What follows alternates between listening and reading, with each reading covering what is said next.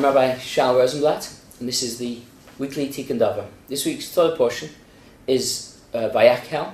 It's the second to last portion in the book of Exodus, Shmos, and it's talking about the tabernacle again. We've had quite a few on the tabernacle recently. Next week's again on the tabernacle, but then it's kind of all done after that.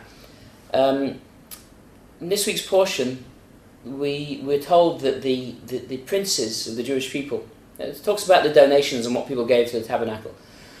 And we're told that the princes kind of had a great idea, or what seemed like a good idea, and that was they were going to underwrite the tabernacle. In other words, they'd see what the princes, the leaders of each tribe, there was 12 princes, each tribe had a leader, they were going to underwrite it. So they'd see what the Jewish people would give and wait for all the donations to be counted in, and whatever was lacking, they would fill the gaps.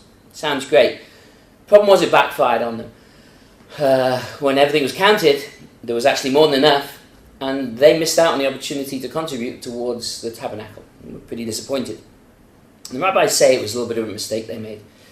On the one hand, if there's a God and you're building his tabernacle, he runs the universe, he doesn't need someone to underwrite it for him. It's kind of a bit of a misunderstanding there. But there's another idea beyond that as well. That's what I want to talk about. The rabbis tell in the Talmud a beautiful story about a Roman governor who asked a question to Rabbi Akiva, one of the great rabbis of the Talmud. And he said to him, great question, if God is so great, if your God is so great, then why the poor people in the world? Why doesn't he feed the poor himself? And Rabbi Akiva gave to me what is a really insightful answer. He said to him, the reason that God allows there to be poor people in the world is to give us the opportunity to give to them. It's an opportunity for us to share with others. God puts us in the world and gives us the opportunity to care about other people. And in Jewish law, even a poor man is obliged to give at least some charity in order to learn for himself how precious and fulfilling it is to have the opportunity to care about other human beings. So in other words, God's benefit, God's idea of charity, is not for the benefit of the recipient, but for the benefit of the giver. More so than the person who gets the charity benefits, the person who gives the charity benefits much more. You know, this is true in practice, just as much as it's true in principle.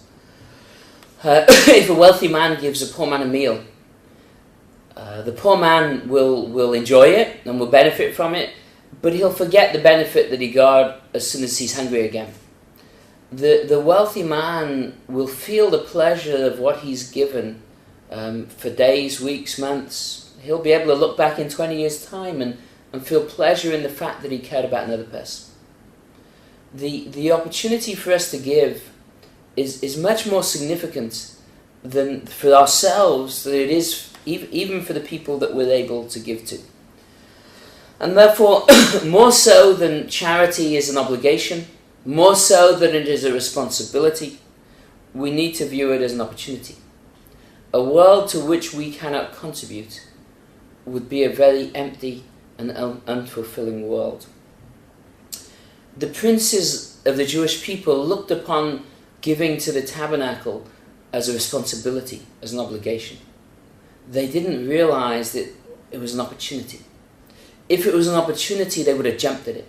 They would have given immediately. And they'd have seen at the end if there was anything lacking and given that as well. They saw it as a responsibility, as a burden. And it's a shift in paradigm as to how we see giving in the world. You know, if we see charity as a good deed, we can tend to feel self-righteous about it. If we see charity as a responsibility, it can feel like a burden. If we see charity as an opportunity, it will help us to give more willingly, to feel so much better about what we do, and to give with more compassion and to open our hearts in a much deeper way to the people that we're giving to and to the eternal pleasure that is available from one of life's most wonderful blessings, the opportunity to care and to love and to give to those around us. I wish you a Shabbat Shalom, If you're interested in finding more about Tikkun, about what we do, about more of the ideas that we're talking about, please log on to our website, www.tikkun.co.uk. Thank you.